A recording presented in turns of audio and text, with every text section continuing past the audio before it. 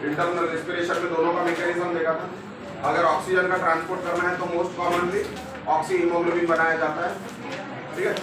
Haemoglobin की अच्छी खासी एफिनिटी होती है ऑक्सीजन के लिए।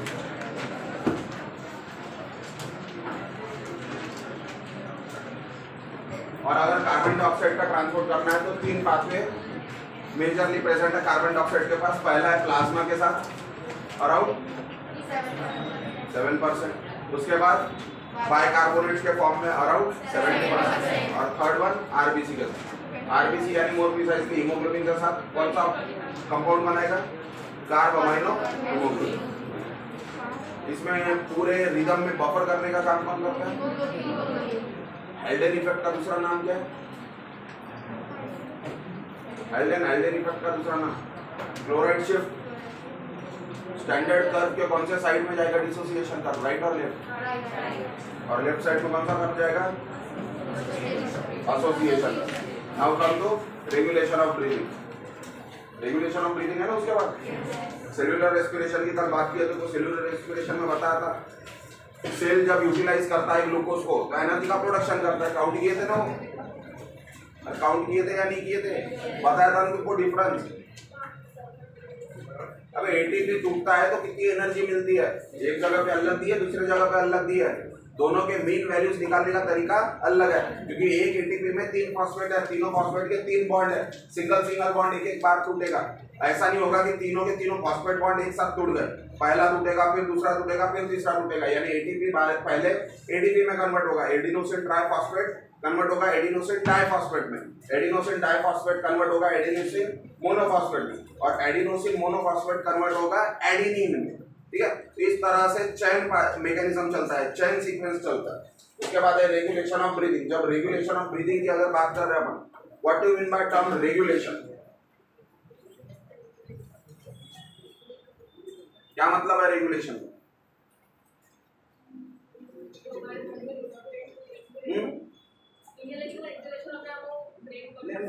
सिंपल रेगुलेशन का मतलब वही तो पूछ रहा हूँ। रेगुलेशन का मतलब रेगुलेट करना कैसे हो?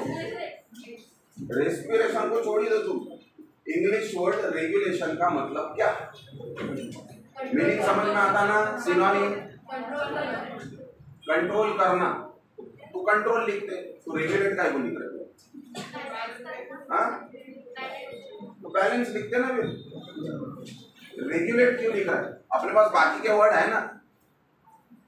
तुम एक का मीनिंग बताने के लिए दूसरा स्टैंडर्ड वर्ड का ऐसे इस्तेमाल कर रहे हो। रेगुलेट करना अगर कंट्रोल करना होता, बैलेंस करना होता, तो कंट्रोल करना बैलेंस करना लिखते ना अपन रेगुलेट करना क्यों लिखता है? वो ऐसा क्यों लिखता रेगुलेशन ऑफ रेस्पिरेशन? वो ऐसा लिखता कंट्रोल ऑफ रेस्पिरेशन या बैलेंस ऑफ रेस्पिरेशन, है ना? बोलो जल्दी।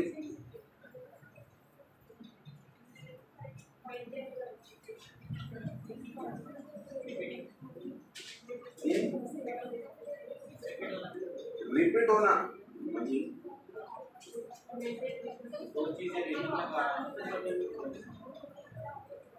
बफर का मतलब,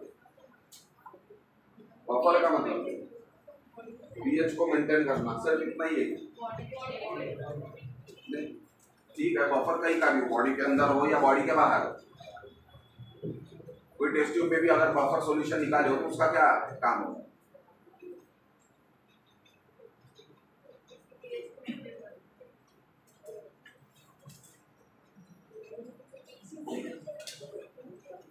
रेगुलेट करना यानी एक्सटर्नल एनवायरनमेंट के हिसाब से इंटरनल एनवायरनमेंट को चेंज करना।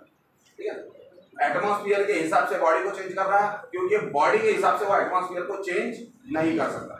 हमेशा बॉडी छोटे एस्पेक्ट को ही कंट्रोल करती है, बड़े एस्पेक्ट को कंट्रोल नहीं किया जा सकता। ठीक है, अब ये जो रेगुलेशन है रेस्पिरेशन का, ये रेगुलेशन 2 तरह का हो सकता है। देखो, regulation of respiration is of 2 type. ऐसा बोला जाता है कि रेस्पिरेशन जो होता है, ये रेस्पिरेशन के पास ड्यूअल कंट्रोल प्रेजेंट है, ड्यूअल कंट्रोल। ठीक है, यानी 2 कंट्रोल प्रेजेंट है। 2 कौन कौन से? एक है नर्वस यानी न्यूरल सिस्टम का, और एक है केमिकल। नर्वस का मतलब जो ब्रेन के साथ कनेक्टेड है, यानी न्यूरल सिस्टम के साथ कनेक्टेड है, तो डायरेक्टली ब्रेन लिख रहा हूं। और ब्रेन में 2 पार्ट डायरेक्टली पार्टिसिपेट करते हैं रेस्पिरेशन को कंट्रोल करने के लिए। एक का नाम है पॉन्स वेरोला है, दूसरा का नाम है मेडुला ऑब्लोंगस। ठीक है। अब रेस्पिरेशन के जनरली दो फॉर्म्स या दो पिक्यूलर प्रॉपर्टीज को कंट्रोल किया जाता है, एक होता है रेट और एक होता है डेप्थ। ठीक है। रेस्पिरेशन के जनरली दो फीचर्स को कंट्रोल किया जाता है, एक होता है रेट और दूसरा होता है डेप्थ, और दोनों में डिफरेंस है। ठीक है। रेट का मतलब क्या है? रेट का मतलब पर मिनट कितना रेस्पिरेशन हो रहा है। ठीक है। रेट मींस पर मिनट कितना हो रहा है। जैसा for example normal rate respiration का, जिसको रेस्पिरेटरी रेट बोले, तुम दोनों बातें मत करो।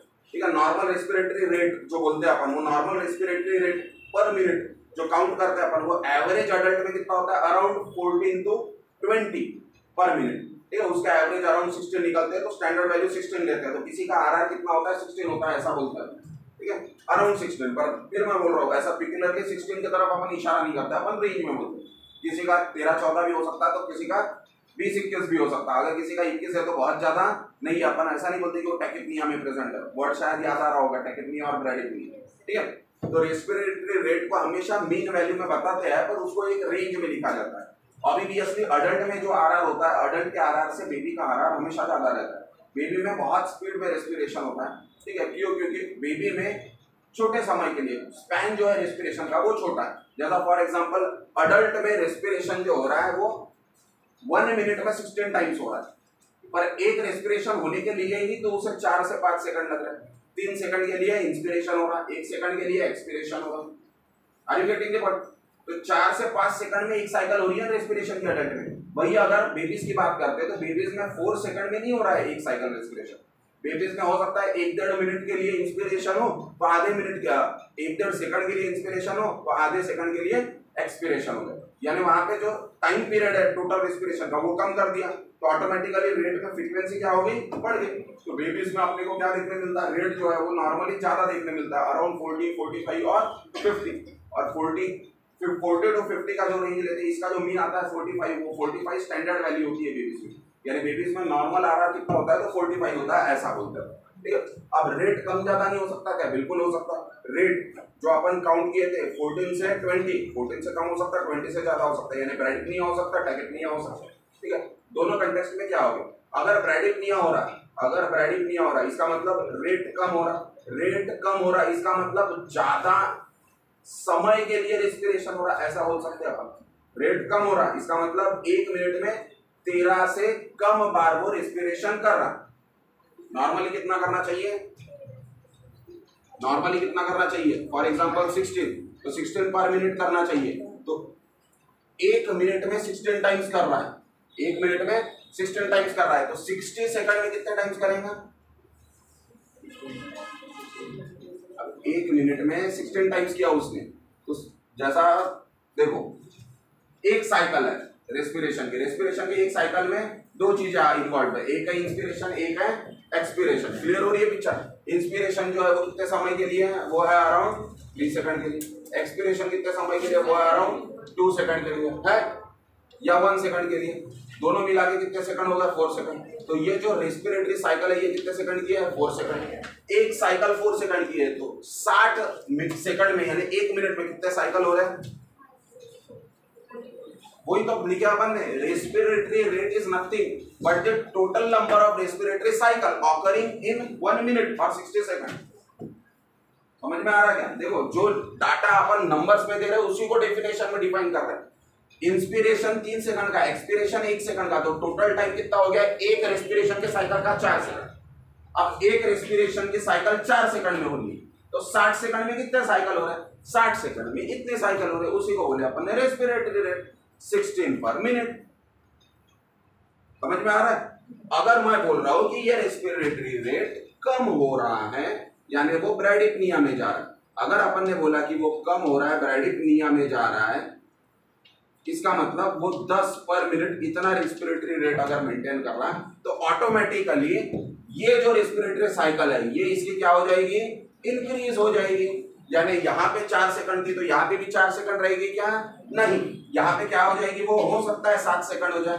अगर ये 7 सेकंड हो गई तो हो सकता है उसका इंस्पिरेशन और एक्सपिरेशन का टाइम भी चेंज हो जाए। इंस्पिरेशन जो 3 सेकंड था हो सकता है वो 5 सेकंड हो जाए, एक्सपिरेशन जो 1 सेकंड था हो सकता है वो 2 सेकंड हो जाए। Are you getting the point?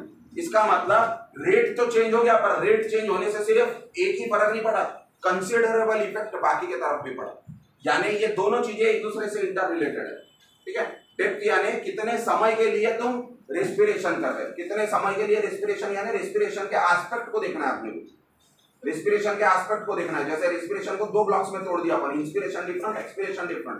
तो डेप्थ में कितने समय के लिए इंस्पिरेशन हो रहा और कितने समय के लिए एक्सपिरेशन हो रहा, बट नॉट फोर्सफुल। वर्ड याद रखना, जैसे फोर्सफुल वर्ड यूज किए तुमने वैसे वो इंस्पिरेशन इंस्पिरेशन ना रह के क्या हो गया, इंस्पिरेटरी रिजर्व वॉल्यूम, IRV, ठीक है। तो वर्ड्स को बड़े सोच समझ के इस्तेमाल करना है। नॉर्मल रेस्पिरेशन में इंस्पिरेशन का टाइम पीरियड जब एक्सटेंड हो जाएगा तब ऑटोमेटिकली डेप्थ इंक्रीज हो जाएगी। अरे लंबे समय के लिए सांस ले रहा हो तो डेप्थ बढ़ गई ना, और लंबे समय के लिए सांस ले रहा तो ज्यादा टाइम उसका एक ही साइकिल में चले गया, तो टोटल 1 मिनट में कम सांसें लेगा ना वो, यानी रेट क्या हो जाएगा, कम हो जाएगा। इसका मतलब ये दोनों इंटर रिलेटेड, और दोनों के बीच में रिलेशन कैसा है, वेरी गुड, इनवर्सली प्रोपोर्शनल है। यानी रेट बढ़ेगा तो डेप्थ कम होगा, डेप्थ बढ़ेगा तो रेट कम होगा। क्लियर हो रही है पिक्चर, पर दोनों आपस में कनेक्टेड है, ये चीज को हमेशा ध्यान रखना, दोनों आपस में कनेक्टेड है, ठीक है। तो नर्वस सिस्टम में ब्रेन जो कंट्रोल करता है पॉन्स और मेडुला, वो ये 2 चीजों को कंट्रोल करता है। यानी रेस्पिरेशन के ये 2 फिनोमिना कनेक्टेड है ब्रेन से। अब दूसरा एक कंट्रोल दिया उसने केमिकल वाला, केमिकल का कोई कंट्रोल है क्या अपने पास, ब्रेन का कोई केमिकल के जरिए से रेस्पिरेशन को कंट्रोल कर सकता है, ऐसा कोई केमिकल है क्या अपने पास, ये बहुत इंपॉर्टेंट है अगर कंट्रोल।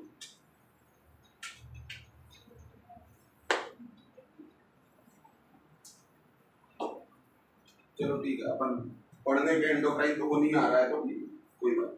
अब ये जो पॉन्स और मेडुला, ये पॉन्स और मेडुला में सेंटर प्रेजेंट है, ठीक है। अब ये पूरा पॉन्स वैसे तो छोटा ऑर्गन है, पर पॉन्स के पास काफी सारे फंक्शन है।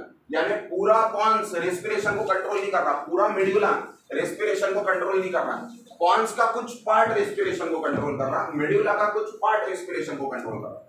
इनका जो पार्ट रेस्पिरेशन को कंट्रोल कर रहा है उस पार्ट को बोला जाता है रेस्पिरेटरी सेंटर। क्या बोला जाता है उसे, रेस्पिरेटरी सेंटर, ठीक है। पूरा पॉन्स कंट्रोल नहीं करता बेटा, पॉन्स के पास काफी सारे काम है, मेडुला के पास काफी सारे काम है, हंड्रेड्स ऑफ फंक्शन है, उसमें से एक फंक्शन है रेस्पिरेशन को कंट्रोल करना। तो पूरा मेडुला नहीं कंट्रोल करते बेटा रेस्पिरेशन को, मेडुला में छोटे से कुछ 8-10 सेल कॉन्ग्लोमरेट हो गया और एक सेंटर बना, उसको बोले अपन रेस्पिरेटरी सेंटर। ये जो रेस्पिरेटरी सेंटर होता है, ये रेस्पिरेटरी सेंटर में एक तरह के रिसेप्टर प्रेजेंट होते हैं। क्या प्रेजेंट होते हैं, रिसेप्टर। और ये रिसेप्टर परसीव करते हैं, किसको परसीव करेंगे, ये परसीव करते हैं कॉन्सेंट्रेशन ऑफ कार्बन डाइऑक्साइड। क्योंकि पहले भी बताया था मैं, बॉडी को अगर कंट्रोल करना है कोई चीज को, तो जिसे इस्तेमाल कर रहा है वो उसे कंट्रोल नहीं करता, वो उसे कंट्रोल करता है जिससे उसे टॉक्सिसिटी हो। Are you getting the point? जैसा फॉर एग्जांपल बॉडी को देखना है, बॉडी के अंदर कितना ऑक्सीजन है, बराबर है, कम है या ज्यादा है, तो बॉडी ऑक्सीजन को नहीं गिन सकता। क्यों? क्योंकि ऑक्सीजन समझ ही नहीं पाएगा, बॉडी ऑक्सीजन को समझ ही नहीं पाएगा। वो नॉर्मली भी प्रेजेंट है ना बॉडी में और एबनॉर्मली प्रेजेंट है। अगर बॉडी को ऑक्सीजन गिनना है तो बॉडी किसकी मदद लेता है, कार्बन डाइऑक्साइड। बॉडी बोलता है कि मैं कार्बन डाइऑक्साइड को गिनूंगा, कार्बन डाइऑक्साइड कम अमाउंट में प्रेजेंट होता है बॉडी में, तो गिनना जरा आसान है। अगर कार्बन डाइऑक्साइड बढ़ जाता है बॉडी का, इसका मतलब ऑक्सीजन कम हो गया। अगर कार्बन डाइऑक्साइड कम हो जाता है बॉडी का, इसका मतलब ऑक्सीजन बढ़ गया। It is that simple. आई बात समझ में? एक ही चीज गिन लो तो दूसरे चीज का ऑटोमेटिक इंटरप्रिटेशन हो जाता है ना, और इससे क्या हो जाती है, सेंसिटिविटी बढ़ जाती है। यानी फॉर एग्जांपल 10 मॉलिक्यूल है ऑक्सीजन के और उसमें 3 मॉलिक्यूल है कार्बन डाइऑक्साइड के, इसको कौन ट्रिगर कर सकता है, इसको कर सकता है कार्बन डाइऑक्साइड। तो नॉर्मली 10 मॉलिक्यूल ऑक्सीजन के है तो 3 मॉलिक्यूल कार्बन डाइऑक्साइड के होने चाहिए। इमेजिन करो अभी 10 मॉलिक्यूल ऑक्सीजन के पर 10 मॉलिक्यूल ऑक्सीजन में 7 मॉलिक्यूल कार्बन डाइऑक्साइड के, इसका मतलब कार्बन डाइऑक्साइड का कंसंट्रेशन अभी बढ़ गया। कार्बन डाइऑक्साइड का कंसंट्रेशन जैसे ही बढ़ गया बोल रहे हैं अपन, वैसे ही ये रिसेप्टर ट्रिगर हो जाएगा, ये बोलेगा कुछ तो भी गड़बड़ है। क्यों? क्योंकि कार्बन डाइऑक्साइड ज्यादा प्रेजेंट है। इसी का मतलब वो समझ जाएगा कि ऑक्सीजन अभी कम हो रहा है। Are you getting the point? इसके बाद steady rate of respiration is controlled by neurons located in pons and medulla and are also known as respiratory center. It regulates rate and depth of breathing. ये control जो करता है respiratory centre, ये rate और depth को, rate अलग है depth अलग है, ठीक है, दोनों को मिक्स नहीं करना। अभी बताया मैं थोड़ी देर पहले, रेट अलग चीज है, डेप्थ अलग चीज है। It is divided into 3 groups. ये जो रेस्पिरेटरी सेंटर है, ये सेंटर 3 ग्रुप में डिवाइड किया है। पहला है dorsal group of neuron in medulla, दूसरा है ventrolateral group of neuron in medulla, और तीसरा है pneumotaxic centre located in pons. यानी 2 चीजें प्रेजेंट है, ये जो पॉन्स में है pneumotaxic center, pneumotaxic center pons में, और मेडुला में दो ग्रुप ऑफ न्यूरॉन है। पहला दिया है उसने डॉर्सल ग्रुप ऑफ न्यूरॉन। अब न्यूरॉन इसीलिए लिख रहे हैं क्योंकि ब्रेन का पार्ट है, तो ब्रेन में सेल कौन सा प्रेजेंट रहता है, न्यूरॉन। और दूसरा है वेंट्रोलैटरल, वेंट्रोलैटरल ये वेंट्रोलैटरल ग्रुप ऑफ न्यूरॉन।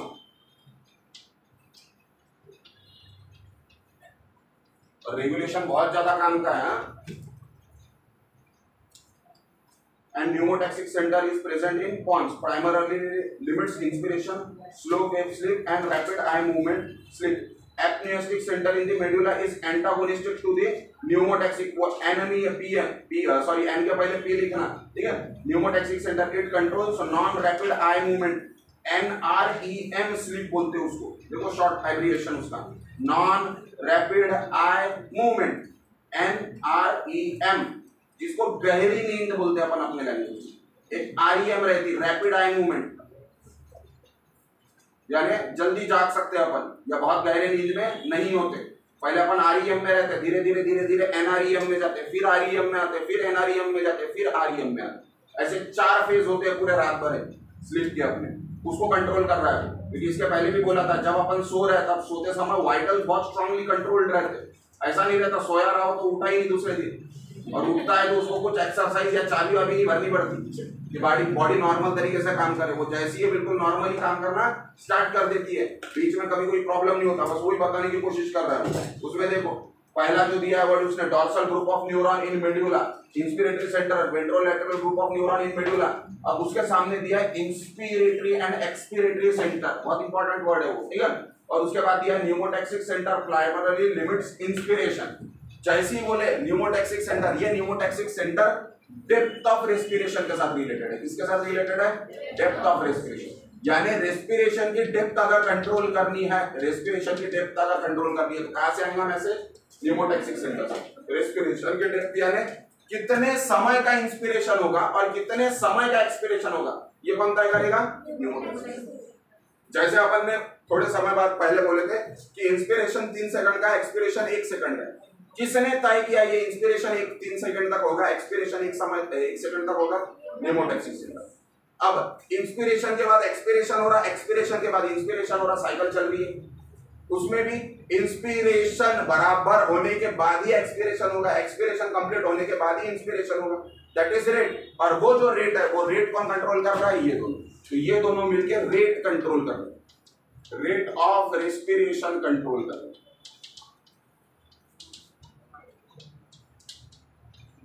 और डेप्थ रेस्पिरेशन का कौन कंट्रोल कर रहा है, पॉन्स या न्यूमोटैक्सिक सेंटर। अब अगर ऐसा क्वेश्चन पूछा जाता है कि दोनों में इंपॉर्टेंट कौन है, पॉन्स और मेडुला, दोनों में से कौन सा कंट्रोलिंग फैक्टर इंपॉर्टेंट है, बताओ। All of this, none of this, नहीं ना, दोनों में से कोई एक ज्यादा स्ट्रॉन्ग होगा। एक हमेशा याद रखना, कंट्रोल जो होता है ना उसमें यूनिवर्सल फिनोमिनन नहीं चलता। इंडिया में डेमोक्रेसी है, फिर भी एक आदमी आज इतना ताकतवर है कि उसके हाथ में सब कुछ है।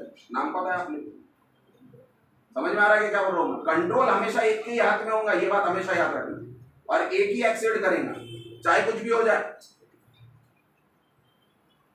अरे प्राइम मिनिस्टर को डिफाइन कैसे करते हैं, first among the equals. Cabinet में सब इक्वल है पर प्राइम मिनिस्टर फर्स्ट है उनमें, क्यों, क्योंकि उसका करस्पॉन्डेंस फर्स्ट आता है, फर्स्ट अमंग द इक्वल्स। वैसा ये दोनों एक समान ही है, एक लिमिट में ही है, पर दोनों में से एक बहुत ज्यादा इंपॉर्टेंट है और वो है मेडुला।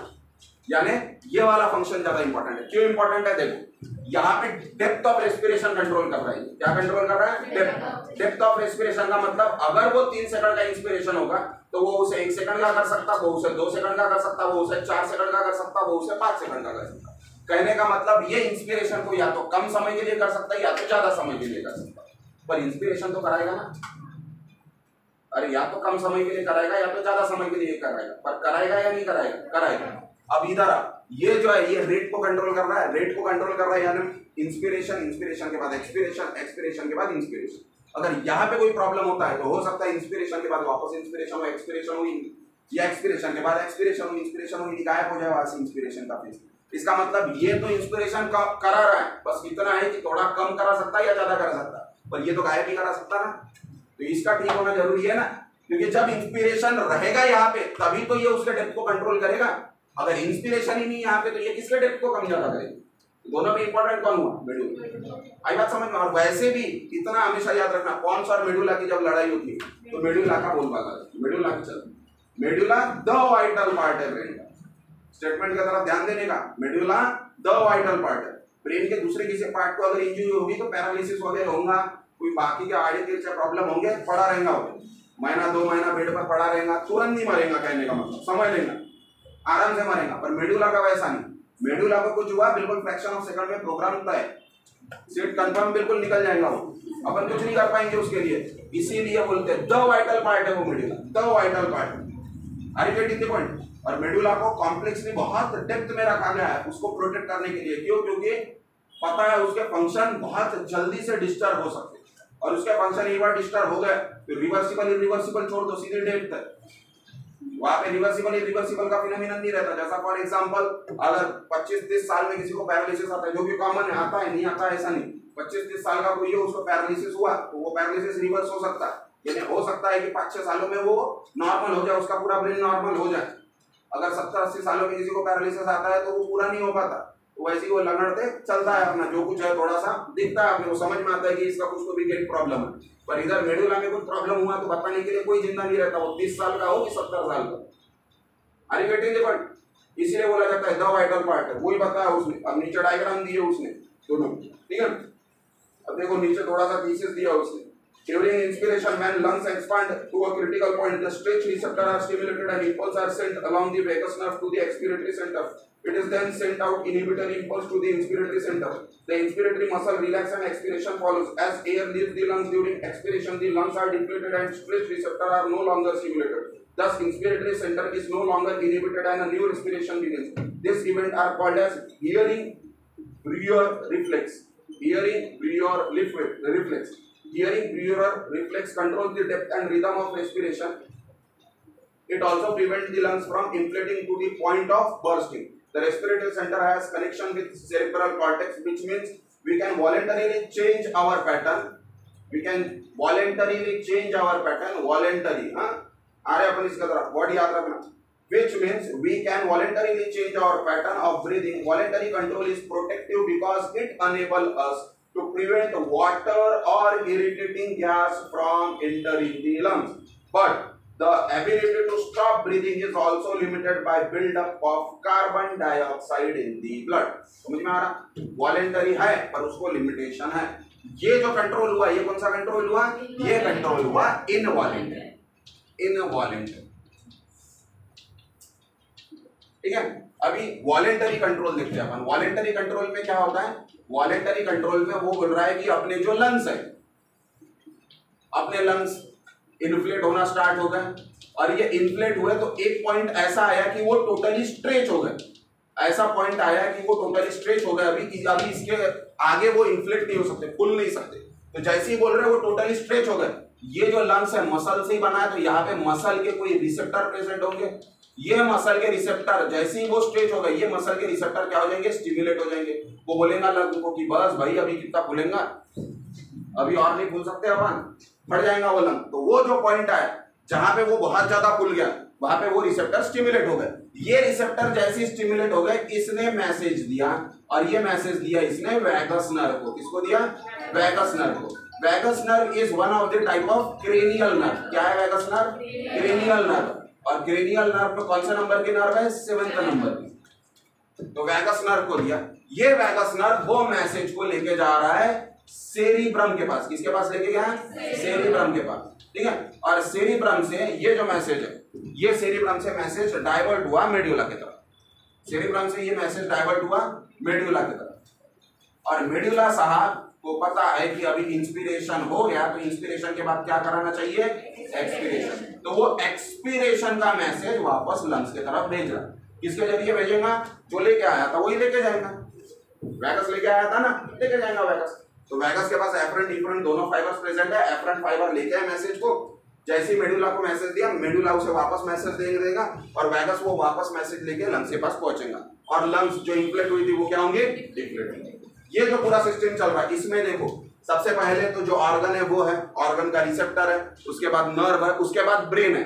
ब्रेन यानी हायर सेंटर, हायर सेंटर है, ठीक है। और वो हायर सेंटर के बाद वापस से रिसेप्टर आ रहा है यानी एफरेंट रिसेप्टर और वापस से ऑर्गन आ रहा है। ये जो पाथवे इसी को बोला जाता है रिफ्लेक्स। क्या बोला जाता है इसे, रिफ्लेक्स। और ये जो रिफ्लेक्स है ये रिफ्लेक्स का नाम दिया उसने, ये है ना,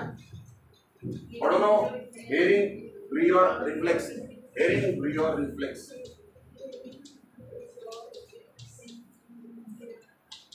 और ये हियरिंग ब्रियर रिफ्लेक्स के कारण क्या हो रहा है, अपन सिंक्रोनाइज्ड वे में रेस्पिरेशन कर रहे हैं। सिंक्रोनाइज्ड वे में यानी प्रॉपर्ली रेस्पिरेशन चल रहा है अपना, इंस्पिरेशन एक्सपिरेशन इंस्पिरेशन एक्सपिरेशन। अब ये रिफ्लेक्स में कुछ गड़बड़ी होती है, अगर ये रिफ्लेक्स में कुछ गड़बड़ी होती है तो पॉन्स या मेडुला डायरेक्टली एंटर हो।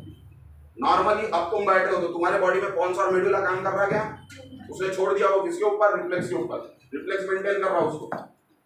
पर कुछ गड़बड़ी हो जाती है, जैसा फॉर एग्जांपल 2 किलोमीटर भाग गया है तो अभी वो रिफ्लेक्स समझ नहीं पाएगा, कर नहीं पाएगा काम, वो रिफ्लेक्स अभी मेंटेन नहीं कर पाएगा पूरे रेस्पिरेशन को। तो अभी रिफ्लेक्स किसके तरफ डाइवर्ट करेगा, पॉन्स और मेडुला। तो अभी पॉन्स और मेडुला की तरफ डाइवर्ट किया जाएगा पूरा, समझे नहीं? बड़ा सिंपल है, ये इनवॉलेंटरी है, वो अब वॉलेंटरीली अपन क्या कर सकते हैं, वॉलेंटरीली अपन अपने सांस को रोक सकते हैं। रोक सकते कि नहीं रोक सकते? अरे रोक सकते कि नहीं रोक सकते? ऐसा कोई महाअनुभव देखे हो क्या तुम जिसने अपने सांस को रोका और मर गया सफोकेशन से? देखे क्या कभी? तुम भी कोशिश करो, कभी रोना धोना आता, गुस्सा आता, अपने को तो अपन रोकते ना अपनी सांस, खास करके छोटे बच्चे बहुत होशियार रहते हैं। 1-1.5 साल का बच्चा अगर उसको गुस्सा आ गया तो सबसे पहला काम कौन सा करता, रोता नहीं, वो सांस रोकता। रिफ्लेक्स है उसका, वो एक्चुअली उसके बॉडी का डिफेंस मैकेनिज्म है सांस रोकना, ताकि अगर उसको जबरदस्ती कोई चीज पिलाई जाती है, डाली जाती है मुंह में, तो गैस्पिंग ना हो, लंग्स में एंटर ना हो, इसीलिए रिफ्लेक्स है। और उसका वो गलत फायदा लेता है और अपन तभी सीख जाते हैं सब चीजों का गलत फायदा लेते, ठीक। पर ऐसा कभी नहीं होता कि अपने वॉलेंटरीली अपने रेस्पिरेशन को रोक दिए, स्टॉप कर दिए और डेथ हो गई, क्योंकि एक लिमिट तक ही कर पाते हैं। एक लिमिट के बाद अपन कितनी भी कोशिश करें सांस नहीं रुक सकती, वो चालू हो जाएगी तो कितना भी कुछ कर लो। क्यों?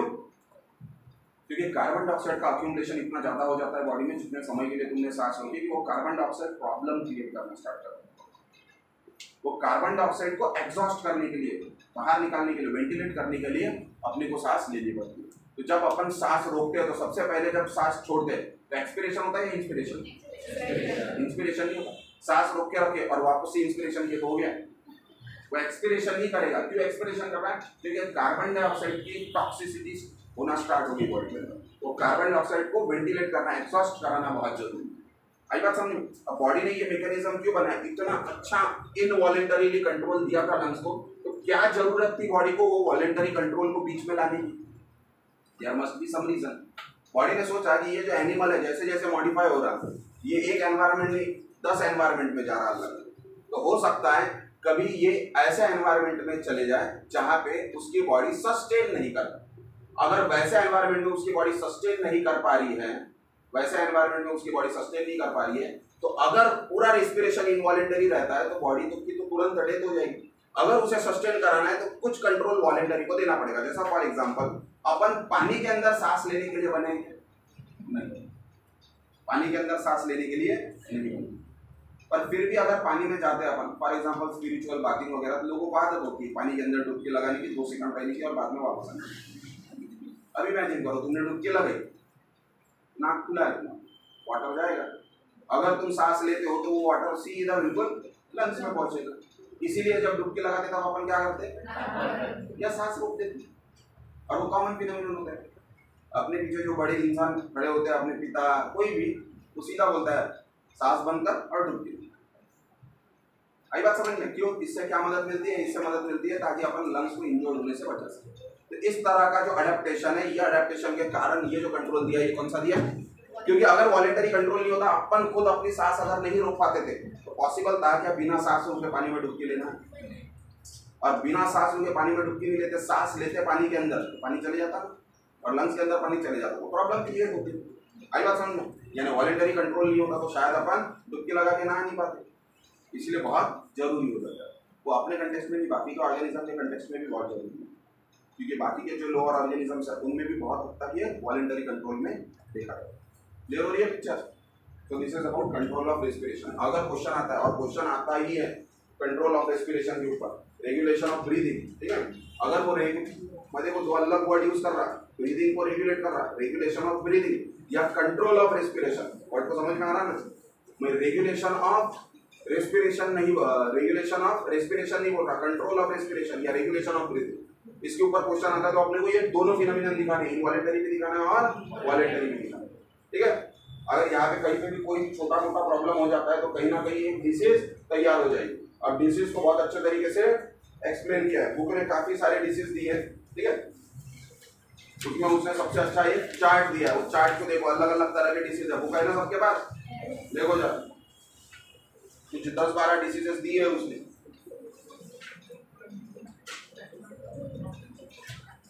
ठीक है। सबसे पहली है एम्फाइजेमा, और वो पूरा चार्ट याद रखना है, पूरा चार्ट में क्या याद रखना है बता दो, ठीक है। सबसे पहला एम्फाइजेमा, एम्फाइजेमा, एम्फाइजेमा में प्रॉब्लम क्या है, क्यों हो रहा है एम्फाइजेमा, पेंसिल लेना अपने हाथ में, ठीक है। What is the problem for emphysema? Alveoli जो है वो एल्वियोलाई कैसे बने, मसल से बने, और उसमें कौन से फाइबर प्रेजेंट है, कोलेजन फाइबर्स प्रेजेंट है। तो जब बोल रहे हैं अपन मसल से बने, कोलेजन फाइबर्स प्रेजेंट है एल्वियोलाई में, ठीक है।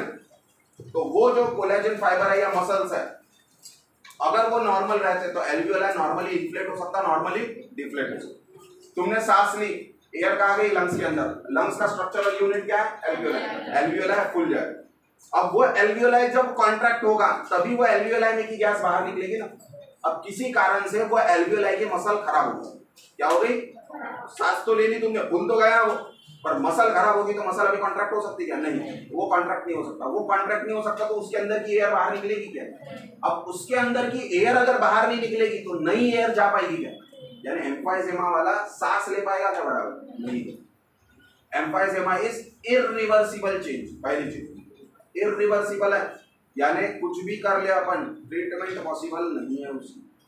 Are you getting the point? अभी अपने पास 2-3 ऑप्शन जेनेटिक इंजीनियरिंग के बाद जीन थेरेपी के फॉर्म में तैयार होते जा रहे हैं, ठीक है। सिस्टिक फाइब्रोसिस और एम्फाइजेमा को ट्रीट करने के लिए अपन अलग अलग तरह के जीन थेरेपी को यूज कर रहे हैं। रिकॉम्बिनेंट डीएनए टेक्नोलॉजी में पढ़ते हो तुम, इसका एक्सटेंशन, क्योंकि वहां पे यही एक डिसीज आती है रेस्पिरेटरी सिस्टम में से, वो एम्फाइजेमा। इसीलिए याद रखना हमेशा, एम्फाइजेमा इरिवर्सिबल है। यहाँ पे क्या होता है, जो एल्वियोलाई, वो एल्वियोलाई के कोलेजन फाइबर डिस्ट्रॉय हो गए, वर्ड याद रखना है, कोलेजन के फाइबर डिस्ट्रॉय हो गए। इससे हो क्या रहा है, एयर पहली बार जो आ गई एल्वियोलाई में, वो एयर बाहर निकल पा रही है क्या?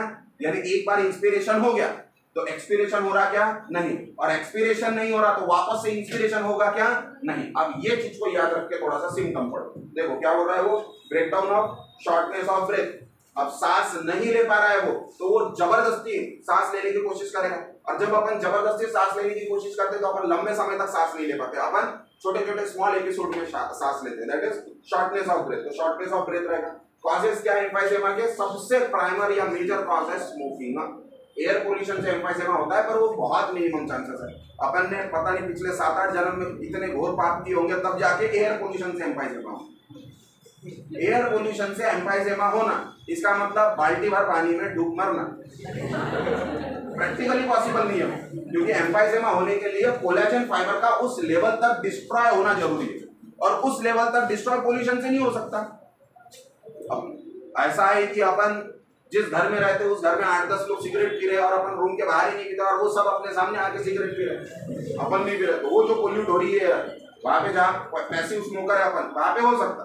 पर इमेजिन करो बेटा, कोई भी पोल्यूशन इतना नहीं पावरफुल हो सकता कि उसके कारण किसी को इतना पावरफुल डिसीज हो जाए कि उसके बॉडी में इरिवर्सिबल चेंज हो जाए। It is practically somewhat impossible, यानी पूरा ही इम्पॉसिबल है ऐसा नहीं बोल रहा मैं, इसकी इम्यूनिटी एकदम बकवास है, बहुत पुअर इम्यूनिटी, और वो दिल्ली जैसे जगह पर रह रहा है तो हो सकता है उसको। Are you getting the point? पर फिर भी इतना पोल्यूशन कभी नहीं देखने मिलता अपने को एनवायरनमेंट में कि डायरेक्टली वो इरिवर्सिबल चेंज में बैठ जाए।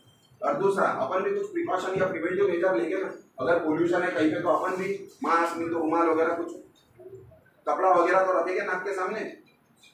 अपन तो अभी 1.5-2 साल से पहन रहे मास्क, दिल्ली वाले 1.5-2 साल से नहीं पहन रहे, उनको 8-10 साल हो गए मास्क पहनते पहनते, और कॉमन चीज है मास्क, कोई नई चीज नहीं है।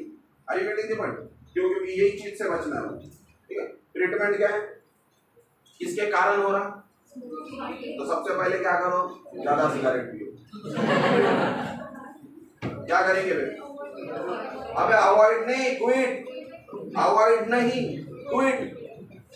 ऐसा इलाज नहीं मत देते अपन ऐसा नहीं बोलते कि ठीक है पहले 10 पीता था अभी 2 उसको अवॉइड बोल रहे हैं।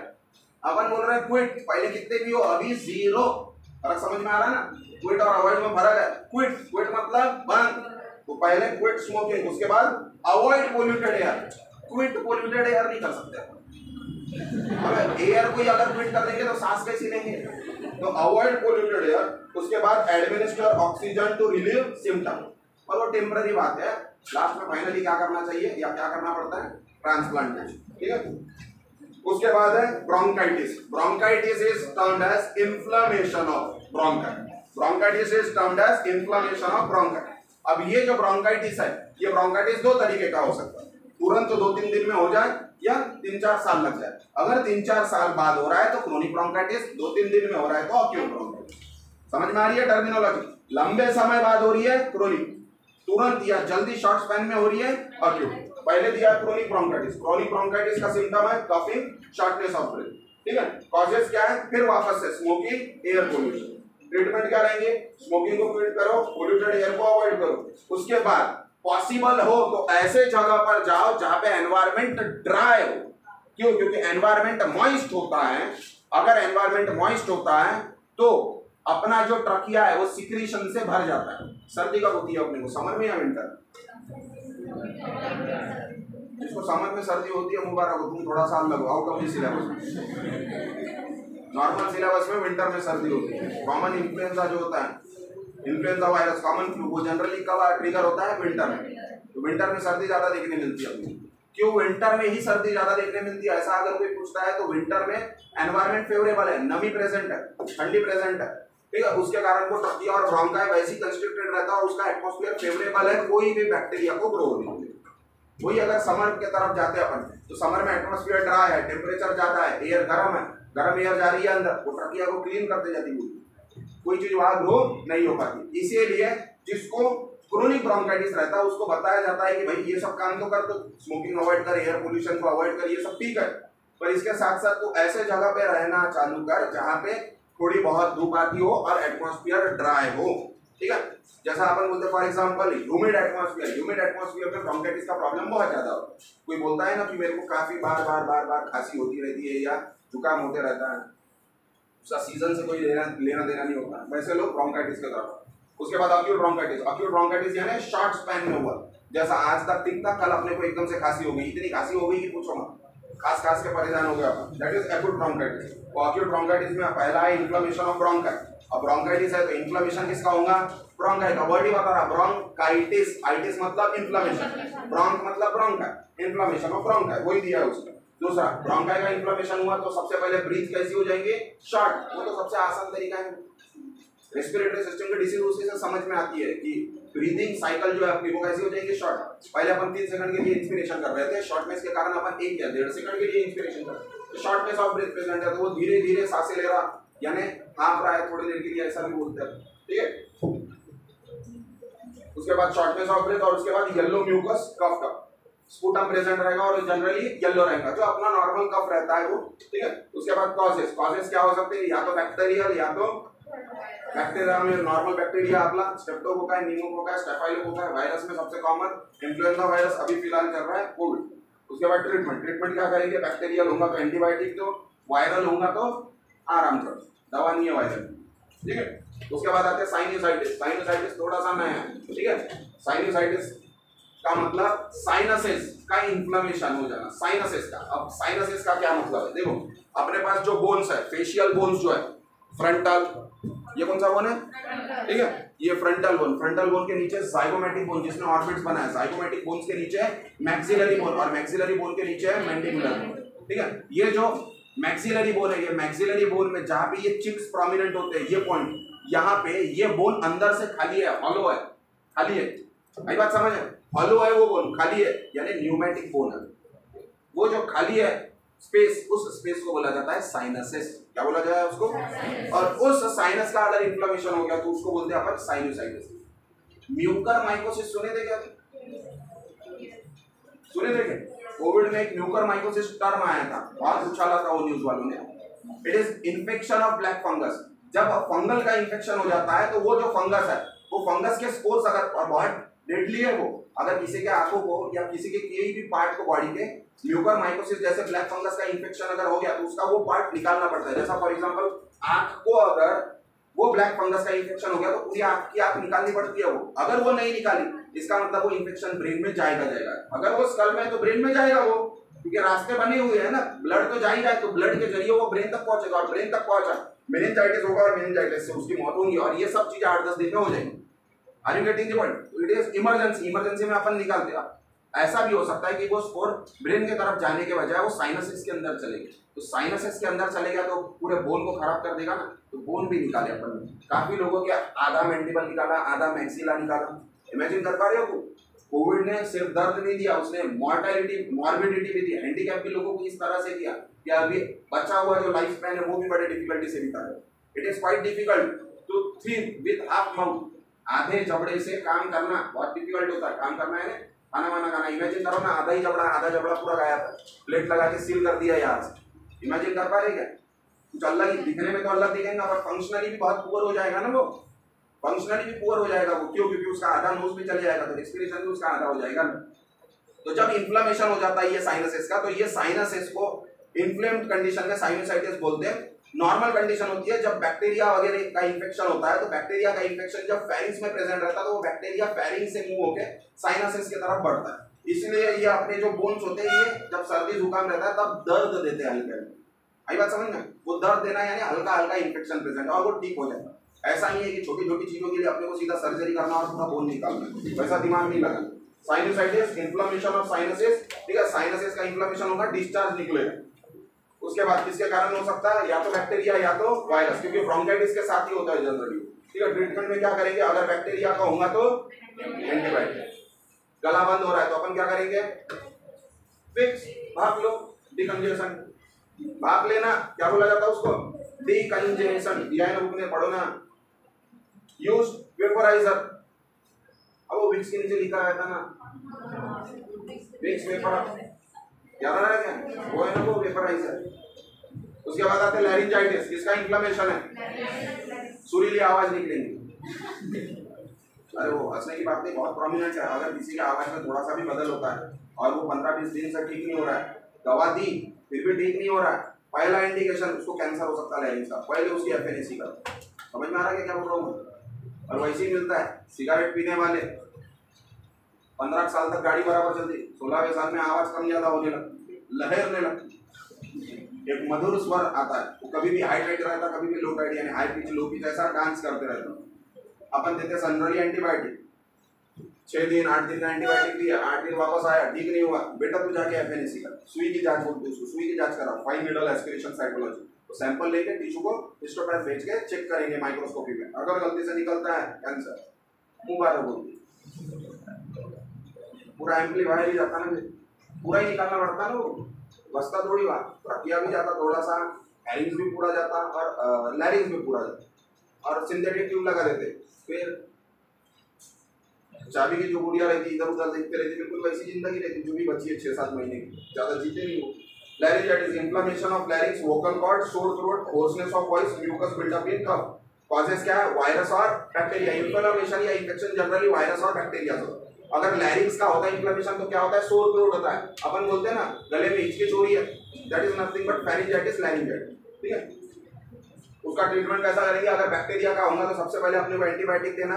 वायरल इन्फेक्शन में एंटीबायोटिक नहीं देते अपन, तो लिखने का भी नहीं। ठीक है, बैक्टीरिया होगा तो ठीक antibiotic, cough medicine, voice rest. Voice rest इसका मतलब जैसा फॉर एग्जांपल मैं बोलने का, अब हमारा प्रोफेशन बोलने का है, तो हमने अगर फेरिंजाइटिस जैसा कुछ होता है तो थोड़ा 2 दिन के लिए रेस्ट करना चाहिए, वो बोल रहा है वो वॉइस रेस्ट।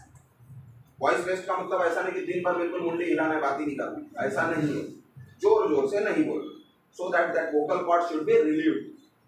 उसके बाद अवॉइड इरिटेंट अवॉइड करना चाहिए, जैसे स्मोक नहीं, स्मोक के साथ बाकी चीजें भी आती है, कोल्ड चीज, हॉट चीज, या इरिटेंट में अल्कोहल जैसी चीजें, स्पिरिट जैसी चीजें। अब स्पिरिट कौन पीता है ऐसा बोलते हैं अपन, पर स्पिरिट जैसा टेक्सचर काफी सारी चीजों का था, जैसा for example vinegar, vinegar is also testing like a spirit.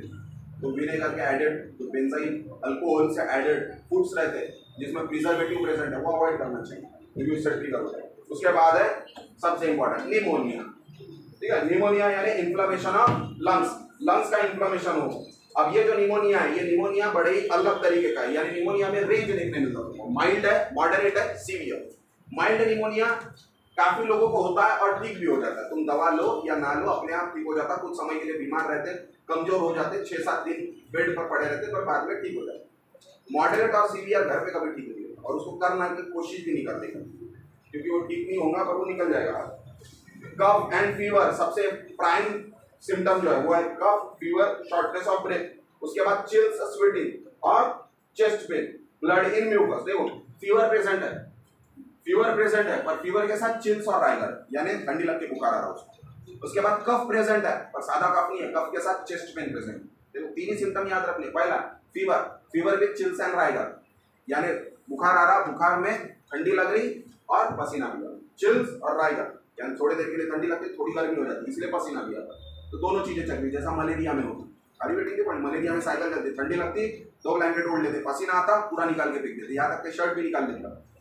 तो वो साइकिल है, रिदम है, वैसा चलता है वो। तो fever with chills and rigor, sweating पहला सिम्टम। दूसरा सिम्टम कफ, तो कफ को बोलते हैं कि इतनी खांसी है कि छाती तक दर्द दे रही है उसकी, chronic cough with chest pain, दूसरा सिम्टम।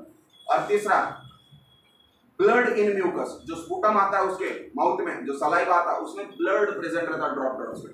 जब वो थूकता है बेसिन में या वॉश बेसिन में या स्पूटम बॉक्स में, तो अपने को ड्रॉप्स ऑफ ब्लड दिखते हैं वहां पे, तो स्पूटम विद ब्लड। ये 3 चीजें अगर देखने मिलती है तो अपना इंक्लिनेशन जाता है कि निमोनिया हो सकता है।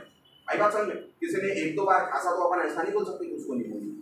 फर्क है, ठीक है। क्रोनिक ब्रोंकाइटिस, एक्यूट ब्रोंकाइटिस और निमोनिया में फर्क है। निमोनिया का टैग लगाने के पहले बहुत अच्छे तरीके से सोचना समझना पड़ता है, क्योंकि कोई लोग आज भी निमोनिया के नाम से डरते हैं और फटल है, यानी इतना लाइटली नहीं ले सकते। फैटल है, बहुत कम लोग बच पाते हैं सीवियर फॉर्म ऑफ निमोनिया से, बहुत कम लोग बच पाते हैं, ठीक है। माइल्ड और मॉडरेट से तो बच जाते, पर सीवियर फॉर्म ऑफ, क्योंकि अपन ने एक बुलंद आवाज हुई है डेथ ऑफ कॉजेज निमोनिया। अब लता मंगेशकर की बात कर रहा हूँ।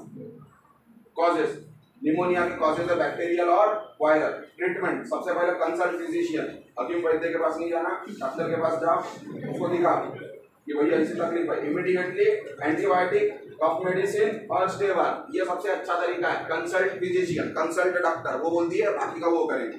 मैं उठा डॉक्टर नहीं, यानी एग्जाम लिखने वाला है का डॉक्टर नहीं, अपन ने लिख दिया, बता दिया कंसल्ट डॉक्टर, यानी बाकी का वो देंगे और आंसर अपना वही खत्म हो जाएगा, अपने को आगे नहीं लिखना पड़ता।